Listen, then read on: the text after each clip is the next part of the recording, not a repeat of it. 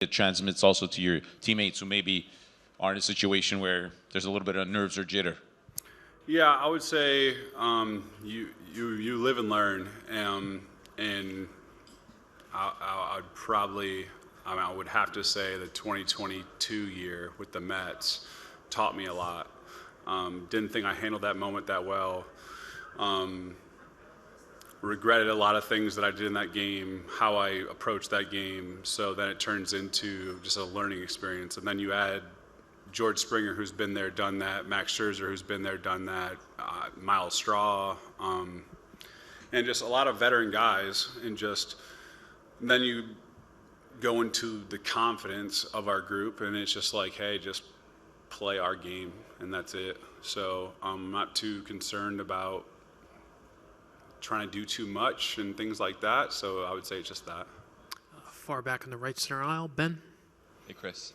As the ask for you has changed to pitch out of the bullpen as opposed to being a starting pitcher, how has that impacted your preparation? You know, getting ready for 2 games in a row, potentially getting ready for 3 games in a row. Is your routine different? Yeah, I can't mess around with the starters and have a rally beer and things like that anymore, so that stinks. But I love it. I love being around the guys. It's very, very different. Obviously, not really understanding the bullpen guys and what makes them go, and having conversations with them and seeing them do their preparation and their work.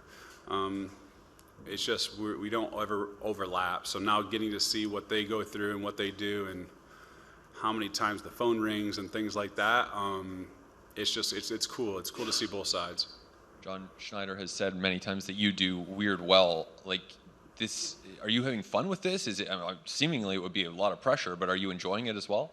Yeah, I mean, again, I just look back to 2022, and I just prayed many, many, many times to get back in this moment. Obviously, the World Series was the biggest goal, but at the end of the day, it was just like, give me one more chance. Like, whatever that means, give me one more chance. And sure as heck, we got it. So I'm just trying to have fun in the moment. I'm not trying to go crazy. I'm not trying to be World Series MVP, and that's Vladdy and George and all those guys' job to win. But overall, I'm just trying to be me, and whatever they need out of that, I'm willing to do.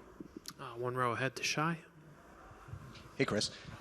As you've watched Vladdy over the course of this month take his at-bats, just from a pitcher's perspective, the way you think of things from your vantage point, how have you seen him control at-bats, and how does that impact pitchers who are trying to attack him?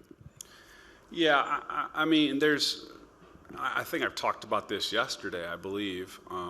It all blends in together, I'm sorry. But there's so many games throughout the year. And the reality is Vladdy's going to probably play every single day unless he really needs a day off. So sometimes we have an understanding that Vladdy's going to go 75%, or Dalton Varsho in center field, who's ran 4 miles that game kind of thing, is going to go 75%. So we might give up a double, or Vladdy might not be able to go first to third, and then his at-bats might be, hey, I'm going for singles and doubles. But then all of a sudden, Vladdy's kind of able to turn it into 100%. I'm going full go, and this is kind of what we expect. He doesn't try to do too much, but when he's going full go, man, I don't know there's many players in the world that I'd rather have than him. So I would say it's just the time of year. You have everyone seeing the light at the end of the tunnel, so to speak, of we have 3 games left. Obviously, playoff start, we don't know when we're going home or how we're going home or whatever it may be. So it's just you get everyone's best effort. So, yeah, very happy to have Vladdy on our team. I'll stay in that same row with Rob. Hey, Chris. Opposite question to Ben's about preparation. What about recovery in this role? And how fresh is your arm after pitching 2 innings? Yeah, I feel good. The good Lord blessed me with not getting too sore. I'm I'm hypermobile when it comes to everything, so it's not so much soreness, it's more so fatigue. But it's the World Series. I don't think fatigue is going to be much of an issue, so I feel good. what that means for our team, we'll see. But overall, the next 3 games, I'll be ready to throw. The second row, your left, Chris. Ron. In the recovery, are you doing anything differently with ice and the electric stimulation and the red light machines? Luckily for us, we basically have every option, and I'm probably using every option, along with a lot of the other old guys on our team. So yeah, I mean, you name it, we're using it. So Different pitching every day than what you would no, it's just I have to use it every day. Like for the most part, like recovery-wise, like for me personally, it's cardio and recovery the day after I start, and then overall I feel pretty good. Now it turns into an everyday thing, so it's just more that I have to do, but at the end of the day, it's okay. And you mentioned Rally Beard. What was the genesis of that? Baseball, everyone does that, I think. No, but this season, was it specific or? No, that's been going on way before I was born, I'm sure. So yeah, it's just whenever the offense needs a run, we're gonna have one. Unfortunately, I can't now. Across the aisle to your right, Mike. Chris, when you say you regretted everything about that 2022 start with the Mets, what specifically, should you have done differently, or how could you have approached it differently? Yeah, I just felt like I tried to do way too much. I mean, coming from Oakland, and yeah, I know I made postseason starts, and I've pitched in the postseason, but then you look back and it was like, no, it was COVID, and then it was just different. And then you threw me into New York, and I thought I was ready. Then looking back, I was like, dang, I wasn't ready for it. Like mentally, I didn't really know how to prepare for it. Physically, I did not like where I was at in that moment. So a lot of the times, I mean, anything in life, your biggest failures, or whatever you think your failure is probably your biggest teaching lesson, if you just look at it the right way. So, I mean, I know Max has made a ton of adjustments to his stuff. Gauzy, me and him talk all the time about what he's doing. Shane going through TJ, George going through his stuff. Like, you can go up and down our whole entire roster of just us talking to each other about how we need to approach the game and how we need to get our bodies ready and don't make these type of mistakes and things like that. So just being there, understanding it, and failing will teach you a lot. And like I said, you just have to listen. We'll stay there with Dave.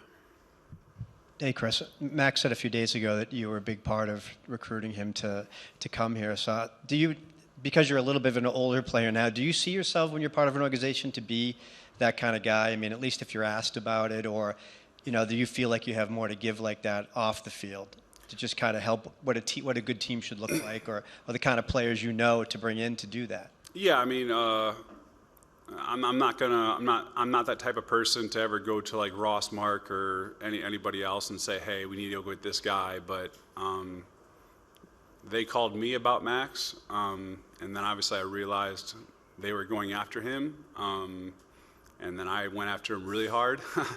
Yeah, I was calling him a lot, probably a little too much for his liking, but at the end of the day, I knew what Max brings to a team, and I think there's a lot of teams that don't like Max Scherzer's just because he questions everything. Like he wants to know every little detail, from outfield positioning to why you're throwing this pitch to who's playing here to how we control off days.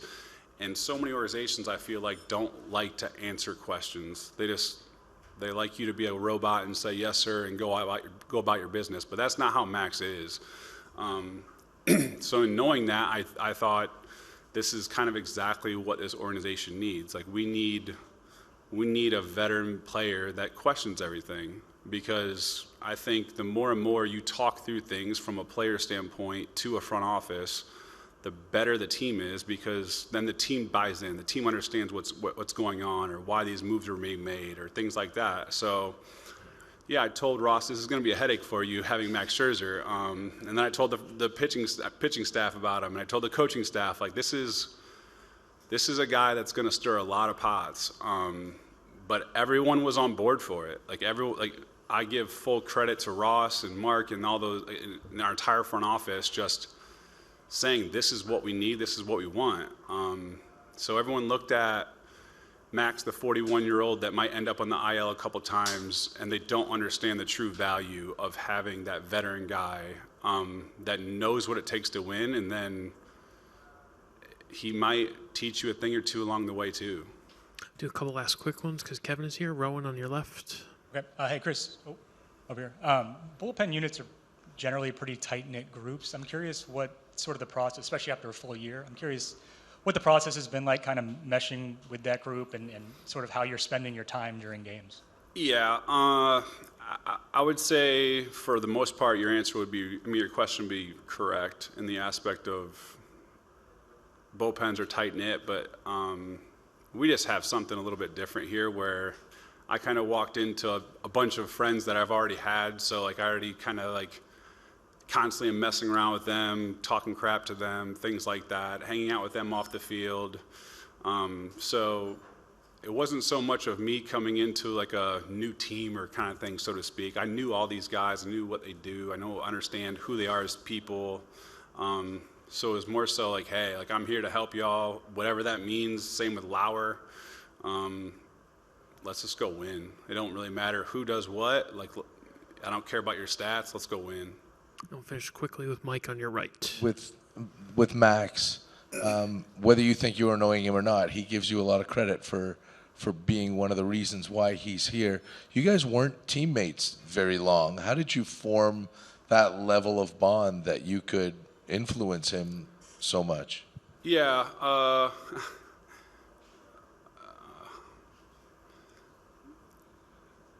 Lou Trevino, I'm really good friends with Lou Trevino, and obviously played with him in Oakland. Lou and Max live really close to each other in the off season, so they know each other. And Lou called me after he signed him. He said, "Hey, like, I'm sorry." When I went to New York, and he was like, "Hey, like, you two are either gonna love each other or hate each other. There's not gonna be any in between. Like, you guys are way too similar." So. Luckily for me, he's one of my best friends. I'll be best friends with him for a long time. So when I realized that they were going after one of my best friends, I was like, man, like, I need one more crack at this with you. Like, we didn't get the job done in 22, but damn, like, if there's any guy, like obviously Gauzy's now on that list and Barrios and things like that, but if there's anybody that I want to win a World Series with, I want to win with Max. All right, Chris. Thank you so much. Appreciate it. Thank you.